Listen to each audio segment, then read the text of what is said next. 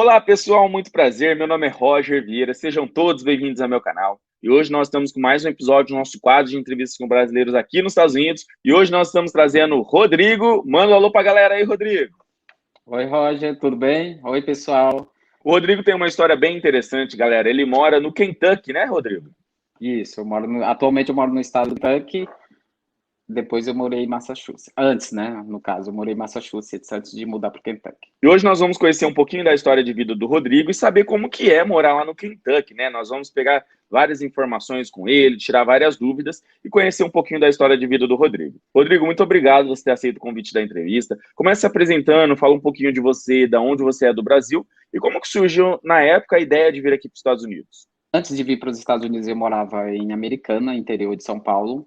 Porém, eu sou natural de Brasília e hoje a minha família, aliás, há algum tempo, desde 2001, a minha família vive no Amapá. Como a maior parte da minha vida eu vivi no Norte, especialmente no Amapá, então eu costumo dizer que eu sou amaparense. Mas eu sou de família nordestina. E conta para nós, Rodrigo, o que que aconteceu que você foi aí para o Kentucky, né? Porque você chegou em Massachusetts, você pode até falar para nós o porquê de Massachusetts e como que você foi parar aí no Kentucky, que é um estado que poucos brasileiros conhecem. Na verdade, eu vim aqui para os Estados. Eu não tinha pretensão nenhuma de vir para os Estados Unidos. Eu sempre admirei o país, mas eu sempre falo isso no meu TikTok e no Instagram. Eu nunca tinha pretensão de vir para os Estados Unidos, nunca pensei em morar aqui, sempre admirei o país, essas coisas bonitas, organizado e tudo. Mas o meu sonho sempre foi ir para a Europa, não foi vir para cá. Eu vim para cá, para os Estados Unidos, por influência do meu ex, que eu tinha um marido no Brasil, quando eu estava morando no Brasil. A gente já tinha terminado. E aí eu sempre tive a ideia de morar na Europa, especialmente na Suíça, né? Só que aí, depois que a gente separou, algum tempo depois ele teve a ideia de voltar para os Estados Unidos, porque ele já tinha morado aqui, já tinha morado em Nova York, e aí ele me convenceu a vir para cá, e aí a gente começou a dar entrada no visto. E como que você foi parar aí no Kentucky? O que que aconteceu que você falou, cara, o Kentucky é o lugar para mim? É uma história muito louca. Primeiro, quando eu cheguei nos Estados Unidos, eu fui morar em Rhode Island, né, em Providence, capital de Rhode Island. Para quem não sabe, Rhode Island é um estadozinho pequenininho, espremidinho entre Massachusetts e Connecticut. Eu fui para lá porque quando eu estava no Brasil, antes de vir para os Estados Unidos, já tinha um visto, já estava tudo certo. Eu conheci um porto-riquenho pelo Badu. Um mês antes de vir para os Estados Unidos, eu conheci um porto-riquenho. E a gente se acertou à distância, ele gostou de mim, eu gostei dele e eu fui para lá. Só que menos de uma semana a relação não deu certo. O O que aconteceu? que aconteceu? Eu saí da casa dele e aí eu conheci um outro porto-riquenho pelo Grindr, né? Eu estava já em Providência, eu conheci um outro porto-riquenho pelo Grindr e esse porto-riquenho, uma pessoa maravilhosa que apareceu na minha vida no momento que eu mais precisava. Roger, você quer que eu conte a história inteira? Pode resumir ela. Tá bom. Então, aí eu tava já querendo sair da casa desse porto-riquenho que eu conheci ainda no Brasil, né? Porque o cara não queria nada da vida, só pensava em beber, fumar maconha, não trabalhava, vive às custas do governo americano, né? Naquele projeto Seção 8 que você conhece. Meu Deus, onde eu vim amarrar meu cavalo? Onde eu vim me meter? E aí foi aí que apareceu o Rafael, um outro porto-riquenho que eu conheci pelo Grindr, e aí eu contei a situação pro Rafael, o Rafael disse, você não pode ficar aí, você vem para minha casa, e me levou para casa dele, na maior boa vontade. E aí eu passei a morar com o Rafael, morei com o Rafael de março, fevereiro, março, até maio de 2019. Eu cheguei nos Estados Unidos no dia 14 de fevereiro de 2019. E eu fiquei com o Rafael em Providence até maio, quando eu decidi mudar para Massachusetts, porque em Rhode Island eu não estava conseguindo trabalho. Eu só vim com US$ 1.200 e meus dólares estavam acabando. Fora que o meu ex-brasileiro, né, veio comigo, a gente conseguiu visto junto, a gente veio até Miami, de Miami eu peguei o voo para Boston, de Boston eu peguei o ônibus para Providence, e o meu ex de Miami pegou o voo para Washington, que é onde ele vive hoje. E depois que eu estava em Providência, ele ainda me pediu US$ 500 emprestado, e eu idiota dei, né? Emprestei US$ 500 e aí fiquei com menos dinheiro ainda, de 1.200 com menos dinheiro ainda. Aí eu mudei para Massachusetts em maio, foi por volta de maio de 2019. Quando foi por volta de agosto, depois de todas essas reviravoltas na minha vida e tal, relacionamento, confusão, busca de trabalho, busca de moradia, tentando sobreviver nessa selva chamada Estados Unidos, totalmente desconhecido, uma cultura nova, tudo novo. O Richard, que é hoje já é meu ex-companheiro americano, né? Meu ex-marido americano, me chamou para conversar no Messenger, né? Eu tinha acabado de largar o brasileiro, porque não dava certo o brasileiro muito cheio de nome tóxico, como a gente fala no Brasil. E aí ele trabalha numa companhia aérea. Num certo dia, esse brasileiro foi fazer uma viagem para a Inglaterra e resolveu sumir. Então eu entendi que o relacionamento tinha acabado. E aí foi aí que o Richard apareceu no Messenger, me mandando mensagem.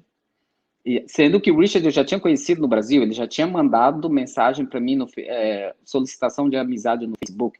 Só que a gente nunca tinha conversado. O Richard é americano. Ele mandou solicitação de amizade no Facebook quando eu morava no Brasil ainda. Só que a gente nunca havia conversado.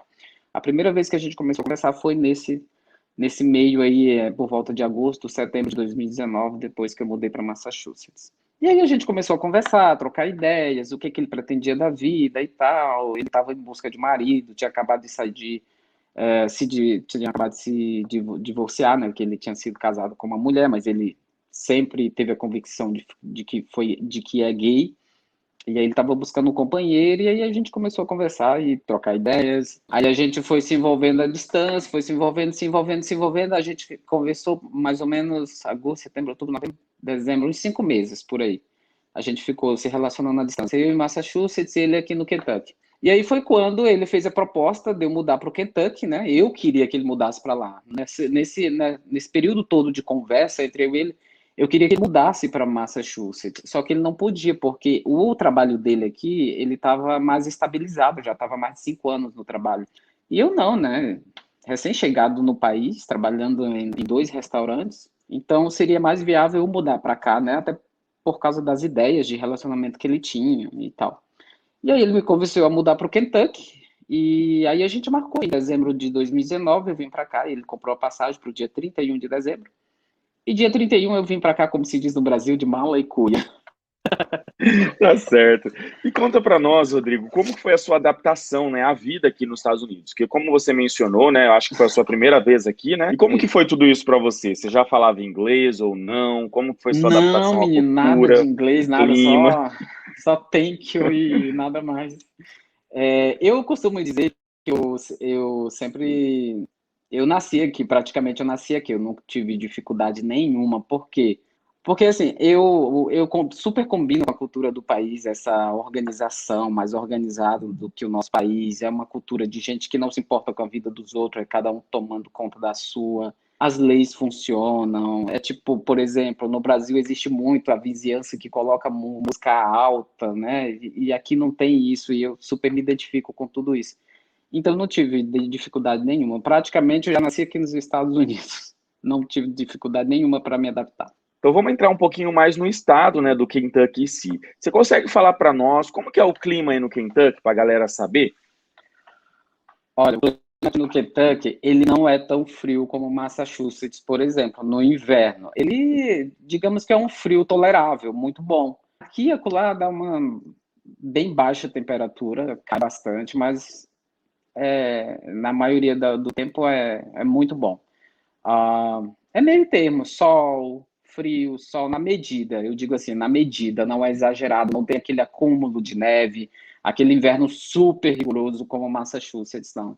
É na medida. E fala para nós quais são as opções de lazer aí no Kentucky, Rodrigo. Tem rios, cachoeiras, tem parques ecológicos, cavernas para você desbravar, tem a Arca de Noé, né? A réplica perfeita da Arca de Noé fica aqui nos Estados Unidos, aqui no estado do Kentucky, para quem não sabe. Tem muitas opções. Fala para nós, aí a comunidade brasileira é grande também? Existem estabelecimentos brasileiros, bares, restaurantes? Fala um pouquinho da comunidade aí.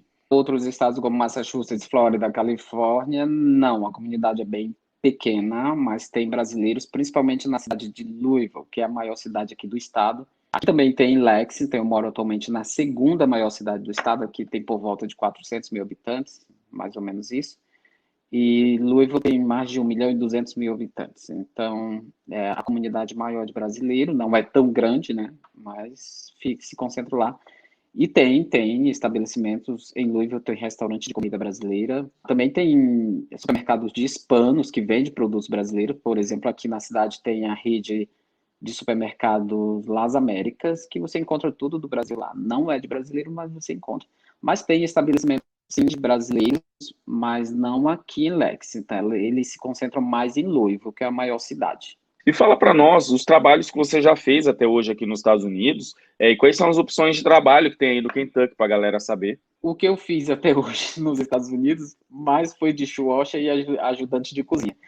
Mas aqui no Kentucky eu trabalhei como house cleaner, ajudando uma amiga que tem uma empresa de limpeza. Hoje eu não trabalho mais com ela. Ela está trabalhando com uma outra pessoa e eu estou trabalhando num restaurante. As oportunidades de trabalho aqui para imigrante as mesmas que tinha em Massachusetts. Landscape, eles contratam muito, restaurante para trabalhar na cozinha. Se você sabe inglês, eles contratam também para garçom, para concierge, tudo. Se você sabe inglês, eles acabam contratando, mesmo você sendo um imigrante, digamos, sem documentos, contratam. A limpeza, que mais? Aqui tem uma grande comunidade hispana, por um lado, onde não tem comunidade brasileira grande, mas tem, a hispana é muito grande aqui, principalmente de cubanos e mexicanos, e eles contratam muito. Os mesmos trabalhos que se encontram em todos os estados que eu morei, né? Que eu morei em Rhode Island, Massachusetts, e agora aqui é o mesmo. Não Tá tem certo. dificuldade para conseguir, não. A diferença é que o Kentucky não é um estado visado por brasileiros, né? Muitos brasileiros nem sabem onde fica esse estado. Mas para conseguir trabalho é igual aos outros. Você sabe falar para nós quanto que está pagando em média aí na construção, na limpeza de um modo geral e até mesmo nos aplicativos, né, que hoje são muito comuns. Não sei se você tem essas informações. Bom, eu sei, aplicativos eu não sei muito, não, mas aplicativo aqui, por exemplo, corrida de 9, 10, 11 dólares, depende da distância, né, da entrega. Eu sei mais ou menos porque eu tenho um amigo que trabalha com DoorDash. A construção está muito necessitada aqui, eles estão pagando até 25 dólares. Tem uma empresa de granito aqui que está muito necessitada também, eles estão pagando 25 dólares a hora, a fabricação de granito, 25 dólares a hora, mais bônus de 1.500. Ontem, por exemplo, hoje, a data dessa entrevista é 15, ontem 16, eu passei num restaurante da rede Ramses, que é comida indiana. Eles estão pagando, estão tão necessitados, estão pagando 17 dólares a hora para dishwasher. A house Caraca. cleaner, geralmente, se você se você trabalha para uma empresa terceirizada, mais ou menos, eles estão pagando de 14 a 15, 16 dólares a hora, por aí. Você mencionou que você trabalhou no landscape e também Não, eu de trabalhei dishwasher. só trabalhei com restaurante até hoje e house cleaner, só. Não trabalhei no Isso, landscape. restaurante e house cleaner. Isso. Quanto que você ganhava nesses trabalhos? Só para a galera saber, assim, ter uma média. Assim. Em um trabalho, eu ganhava 12 dólares a hora. Em um restaurante, eu entrava às 3:30 da tarde e saía por volta de 1 hora da manhã, dentro de Boston. E no outro restaurante, eu trabalhava em 2 restaurantes ao mesmo tempo, assim, digamos, no mesmo dia, né? Eu saía de um e ia para o outro, era assim. No outro, eu ganhava 13 dólares a hora em Massachusetts. Um eu ganhava 12, o outro era 13 dólares. E a Bacana. pagamento semanal, em dinheiro. Você mencionou que trabalhou na faxina, né? Não sei se foi somente aí ou somente em Massachusetts, mas quanto que está pagando em média na faxina aí onde você mora? Através dessa minha amiga brasileira que mora aqui. Ela tem uma empresa de limpeza aqui e eu conheci ela depois que eu cheguei aqui no Kentucky. E ela não tinha empresa de limpeza ainda. Quando a gente se conheceu, ela disse que ia montar a empresa e ela me convidou: olha, quando eu for montar minha empresa, eu vou te chamar para te trabalhar comigo. E assim ela fez, ela me chamou, trabalhei com ela um tempo, eu ganhava 50 dólares por casa, as casas de manutenção, porque quando você só mantém a casa, né, é diferente quando você recebe uma casa nova para limpar, você assina um contrato, você arranja uma casa nova para limpar. Então, quando eu ia só ajudar ela na manutenção da limpeza das casas que ela tinha arranjado, eu ganhava 50 por casa. Então, às vezes a gente limpava 2 casas por dia, às vezes 3. Então, tipo, quando era 3, 150, óbvio. E quando ela conseguia uma casa nova, era a primeira limpeza dessa casa, ela me pagava 200 dólares. Mas é muito relativo, é igual Massachusetts. Tem gente que paga por casa, tem gente que paga $120 o dia, tem gente que paga $100 o dia. É assim. Fala para nós sobre a carteira de motorista. Aí todo mundo pode ter carteira de motorista ou Hum, não? Como que funciona os valores? não, essa para quem quer imigrar para o Kentucky, não é uma boa notícia. Infelizmente, o Kentucky não disponibiliza carteira de motorista para indocumentados, mas mês passado surgiu uma conversa, né, de que o governador tá com essa ideia de liberar a carteira de motorista para imigrantes. Se vai acontecer, a gente não sabe, né? Porque isso gera uma, digamos assim, entre aspas, uma novela enorme, assim como está Massachusetts até hoje, né? Libera, não libera, é a favor, não a favor. Mas por enquanto não, aqui não é liberado para imigrantes. Para tirar a É para carteira de imigrantes motorista? documentados? Não. Para imigrantes documentados, sim.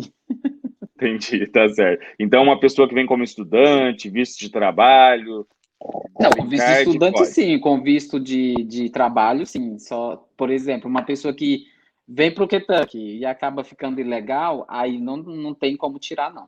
E aí, você sabe quanto que é uma carteira de motorista? Só para a galera saber. Em média, $32 para você sacar uma. Tá Tipo, certo. aqui no Kentucky é diferente, uma curiosidade. Aqui no Kentucky, por exemplo, eu tenho a minha do Brasil, ela ainda está válida.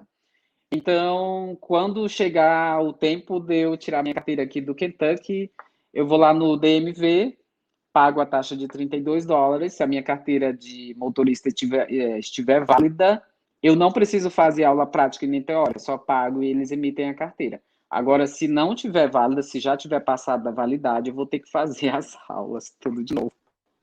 Tá certo. É obrigatório, então, fazer a aula de volante ou não? É obrigatório. Se a sua carteira do país que você veio tiver vencida, sim. Se não tiver Entendi. vencida, não precisa. Os testes aí, eles são feitos em inglês, português, espanhol, você sabe quais são? É inglês. E espanhol também, porque a comunidade hispana aqui é muito grande. A comunidade hispana é. Aqui tem um bairro, por exemplo, que é quase que predominantemente residido por hispanos. Você vai, Bacana. é loja de hispano para todo lado. É muito grande a comunidade aqui. E fala para nós aí no Kentucky, tem plano de saúde para imigrantes ou pessoas de baixa renda ou não? Não existe um plano específico como Massachusetts, por exemplo, porque em Massachusetts o governo disponibiliza o Mass Health, né? Você recebe um cartãozinho, eu até usava quando eu morava em Massachusetts. Você vai lá numa clínica credenciada, numa igreja, numa casa paroquial e tal, você faz o cadastro e recebe o cartão em casa. Aqui no Kentucky não existe esse plano, exatamente um plano como lá. Porém, existem sim muitos programas direcionados ao imigrante, os mexicanos usam bastante. Hoje eu pago um plano de saúde da empresa Ampton, credenciado com a Blue Cross. Eu pago $89 por mês, mas quando eu não tinha um plano, eu usava o benefício do governo. Existe aqui uma clínica odontológica também, aqui próximo de casa, que você paga um valor simbólico apenas de $20 e faz tudo em relação a dente, limpeza. Tem uma clínica aqui também que a pessoa pode como é uma grávida pode ter o seu neném totalmente grátis. Tem alguns programas sim, direcionados ao imigrante aqui de Tá Kentucky. certo. Vamos falar sobre escola para os filhos, né? Eu sei que você não tem filho atualmente, mas como que é para matricular um filho numa escola aí? Eles aceitam todo mundo? Quais são Sim, os é documentos que eles tranquilo. costumam pedir? Sim, é tranquilo. Todas as minhas amigas, elas têm filhos pequenos. Tem uma de 10, uma das minhas amigas tem uma filha de 10 e a outra tem uma de 6 anos. Sim, é tranquilo. Só pede passaporte e o endereço de residência, normal. E de um modo geral, o estado do Kentucky é um estado que recebe bem os imigrantes ou não? De alguma maneira você já sofreu alguma situação de preconceito, seja aí ou até mesmo em Massachusetts, né, que você esteve lá. Então, olha que curioso. Quando eu estava para mudar para o Kentucky, né, que eu conheci o Richard, eu comecei a buscar no Facebook grupos de brasileiros que viviam aqui. Acabei achando dois, o daqui da cidade e o da cidade de Louisville. E aí eu entrei em contato com muita gente brasileira, olha só. E aí muita gente dizia, não vem para o Kentucky, não sei o quê, porque aqui é muito preconceituoso, o pessoal é racista, blá, blá, blá. Nada disso. Hoje eu moro aqui, é um estado super aberto, super tranquilo, um povo super receptivo.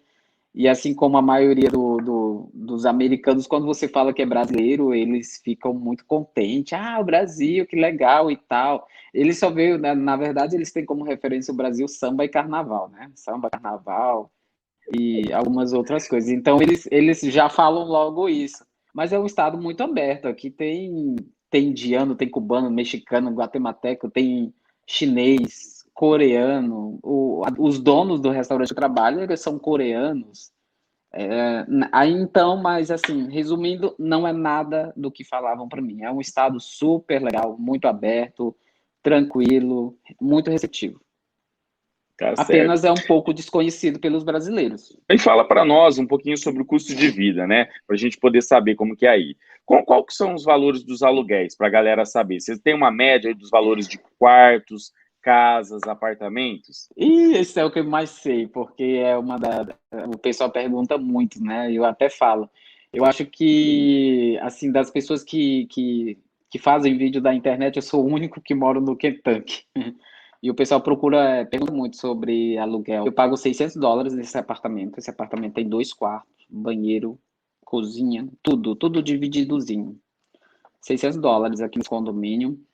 E é barato. Estúdio aqui a partir de 450, depende também do condomínio que está localizado. Tem condomínio que tem academia, tem condomínio que tem piscina, e depende da distância, das coisas, do bairro, do centro, essas coisas todas, depende muito. Mas você encontra quartos a partir de 300, 350, 450, 500, mas tem que verificar o que está incluso, o que não está. Porque tem muitos imóveis que incluem Wi-Fi, água. Por exemplo, casa com 2, 3 quartos, vai de US$ 800 a US$ 900. Apartamentos, também já vi apartamentos de US$ 575, estúdio, 600, então é muito relativo. É muito barato em relação a outros estados. Em relação a Massachusetts, por exemplo, é muito barato o aluguel E aqui. é bem barato mesmo, eu tô vendo, cara. É Olha, tá até barato. inveja. Até inveja, que aqui é tudo tão caro. E conta para nós, você consegue falar qual que é a média que você está pagando atualmente de energia, água, internet? Só para a galera saber, assim, ter uma média.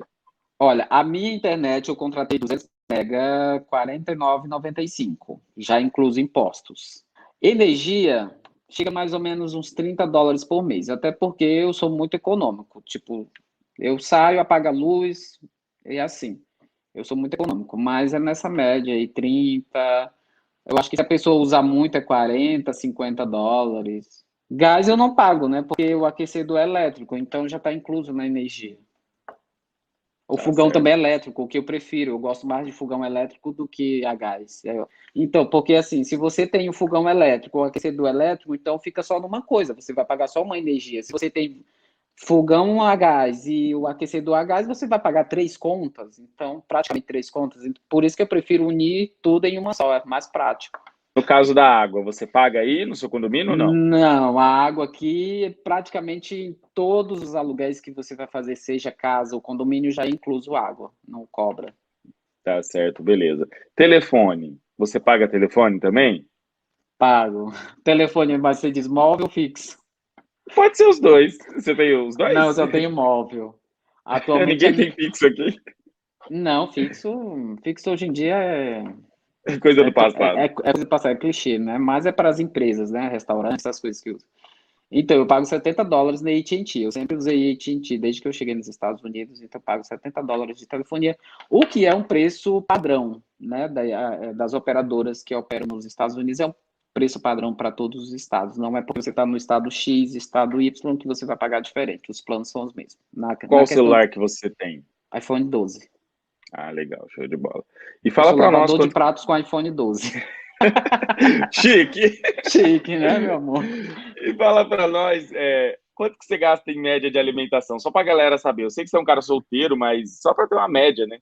Como eu trabalho com restaurante, então eu acabo comendo muito lá, né? Até porque todos os dias a gente ou alguém da cozinha faz comida para os funcionários. Então, se eu gastar US$ 100 com alimentação aqui em casa, é muita coisa. Até porque eu como pouco e o que eu como são coisas mais leves, tipo salada, frango com arroz, essas coisas assim. A carne. batata, eu gosto muito de coisas mais saudáveis. E se eu gasto 100 no mês com alimentação é muita coisa. E uma coisa legal aqui no Kentucky, Roger, é que a gente não paga imposto sobre alimentos. Se você vai ao supermercado e Caraca. compra só gêneros alimentícios, não há imposto. E fala para nós, Rodrigo, quanto está o valor da gasolina aí, né? Porque a gasolina aumentou bastante em vários lugares, inclusive aqui Uau! na Califórnia está 3,60 e pouco. Quanto que tá aí? Verdade. A gasolina aqui já chegou a ser 1,45 o galão. Já Caraca. chegou, e olha que em meio à pandemia, a pandemia do coronavírus, chegou a ser 1,45 galão. Agora, hoje, dia 15, nessa data, está em 2,99 o galão. 2,99? 2,99. Na Shell, que é o mais caro. A Shell é a rede mais cara que aqui. Aí tem posto que Caraca, você encontra 2,85, 2,95. caraca, mas pro Kentucky tá alto, viu? Tá alto, tá. Eu já falei isso nos meus vídeos. Já foi bem baixo e é um valor alto, o padrão daqui é alto. E fala para nós, quanto que tá a média de um carro popular aí? Se tem carro ou não? Você consegue falar para nós? Bom, depende. Carro popular com terceiros ou dealer ou loja própria? Pode falar de um modo geral. Então, eu estou até verificando um carro para comprar, né? Porque eu vi que é muito necessário. Eu encontro carros, por exemplo, eu estava conversando hoje. Exatamente hoje, quando a gente está conversando aqui, eu estava conversando com uma moça que está vendendo um carro. O carro está lindo, perfeito, muito bem cuidado. Ela está vendendo por 5.995. O carro tem 69 mil milhas rodadas. Talvez ela não tenha dado muito com esse carro. E o carro é de 2013. Mas você encontra carro de 2.500 em perfeitos estados, 2.500, 3.000. É muito Show de barato. Eu bola. acho muito barato esses carros. Qual que é o carro que ela tá vendendo? É o Nissan Juke SL, versão SL, que é aquele com teto solar, que é Entendi. é o carro que eu quero com teto solar. Vento na cara, vento na cabeça, vento em todo lugar. Você chegou a pesquisar assim nas lojas a média dos carros ou não? Já fui, eu encontrei um Subaru, eu fui ver um Subaru Forester, que é um carro bem caro no Brasil, e no Brasil ele é vendido como carro de luxo. 2015, se eu não me engano, estava com 114 mil milhas, 7.800. Estão vendendo o Subaru 2015 por 7.800. Você A loja estava exigindo US$ 3.000 de entrada e parcela o restante. você chegou a ver quanto que estaria um seguro para você ou não? Porque hoje você não tem carro, né? Não, hoje eu não tenho, mas eu sei os valores do seguro. No meu caso, se eu fosse contratar por uma das empresas, pode falar o nome da empresa? Pode, de boa. Eles não vão Então, pagar nada, mas pode. manda conta pra eles depois. Então, uma das empresas muito famosas aqui nos Estados Unidos é a Progressive. Então, eu fui verificar, né? Como eu já estou verificando um carro para comprar, eu fui verificar como que ficaria um seguro para mim. Então, como a minha carteira no Brasil está válida, aqui no Kentucky, eu não sei em outros estados, mas aqui no Kentucky eles levam muito em conta isso. Mesmo que você não tenha a carteira de motorista dos Estados Unidos, de algum estado daqui, mas você tem a do Brasil e está válida, isso conta muito. Principalmente também quando você vai comprar carro. Eles verificaram isso lá nos dealers que eu fui verificar o carro. Então, de acordo com o modelo que eu pesquisei, né, o Nissan Juke, que é o carro que eu quero nesse momento, pode ser que eu mude, então ficaria em US$ 100 o seguro. De um modo geral, fala quais são os pontos positivos e pontos negativos de morar aqui nos Estados Unidos, aí na sua realidade, né, que é o Kentucky. Ponto negativo para quem é brasileiro e está no Brasil e quer vir para os Estados Unidos. Porque brasileiro é muito dependente da comunidade brasileira. E aqui você não vai ter. Aqui você não vai ter muitos brasileiros como tem na Flórida e Massachusetts, por exemplo. Eu tô aqui, eu já não tô mais casado com um americano, mas eu sou muito virado. Eu não tenho medo, eu mesmo busco os trabalhos. Esse trabalho, por exemplo, eu mesmo busquei, não dependo de ninguém. Eu converso com os americanos, eu vou buscar, eu sou muito virado. Então, mas para quem está no Brasil, Kentucky, para vir diretamente do Brasil para cá, Kentucky, eu não recomendo. Eu recomendo o Kentucky quando você já está nos Estados Unidos, já se sente confortável, já conhece o país, já sabe se virar. Aí sim, e você quer um estado mais econômico para viver, um estado mais tranquilo, aí sim eu recomendo o Kentucky. Mas vir direto para quem tem medo, para quem não sabe se virar sozinho, não. E a gente sabe que brasileiro não sabe se virar sozinho, como outras, ou pessoas de outras nacionalidades, por exemplo. O mexicano é super virado, né? Eles não têm medo de nada, eles vão. Mas brasileiro não. Brasileiro, infelizmente, é muito dependente da comunidade. E a gente entende, né? Até porque é um país totalmente desconhecido, uma cultura nova. Sabemos que o nosso povo é uma das nacionalidades que menos fala outro idioma, então isso é compreensível.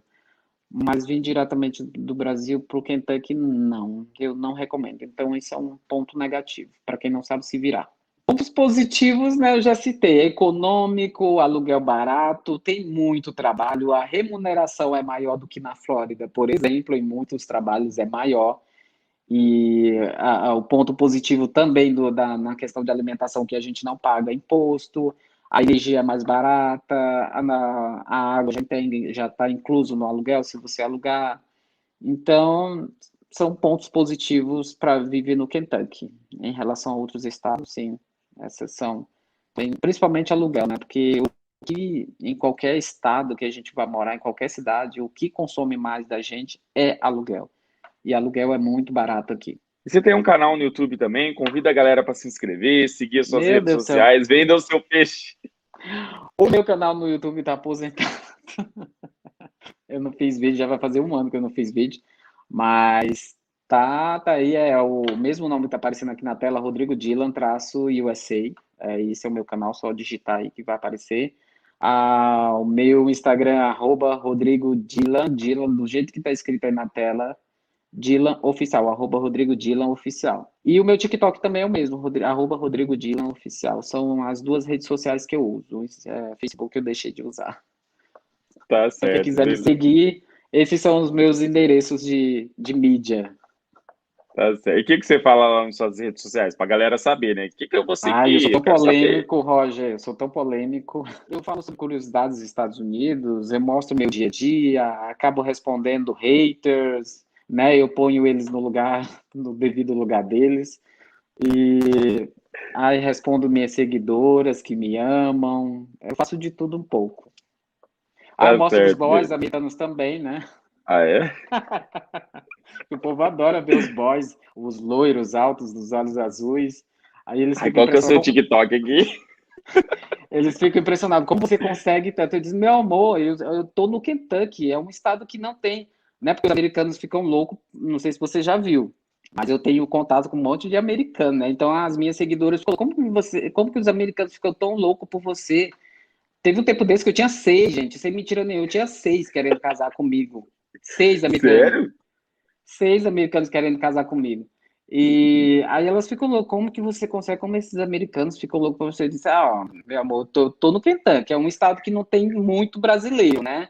Eu sou bonito, charmoso, inteligente. Eles caem em cima, é como se fosse um animal raro. Olha, que apareceu um animal raro do Brasil, vou pegar, quero pegar. Então é mais ou menos assim. E para a gente finalizar essa entrevista, se você pudesse dar um conselho em vista de todas as suas experiências, foi para Massachusetts, agora está aí no Kentucky, para a galera que quer vir aqui a passeio, a trabalho, a estudo, ou até mesmo quer morar aqui nos Estados Unidos, o que você falaria para essas pessoas? Olhe, falando sério, planeje. Planeje. Eu vim com a cara e a coragem, muito planejamento. Em menos de 5 meses eu tirei meu visto. Não tive tempo para guardar dinheiro.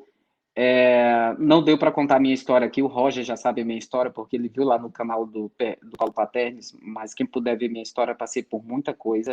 Se não fosse pessoas boas que tivessem entrado na minha vida, com a graça de Deus para me ajudar, eu não sei o que teria acontecido.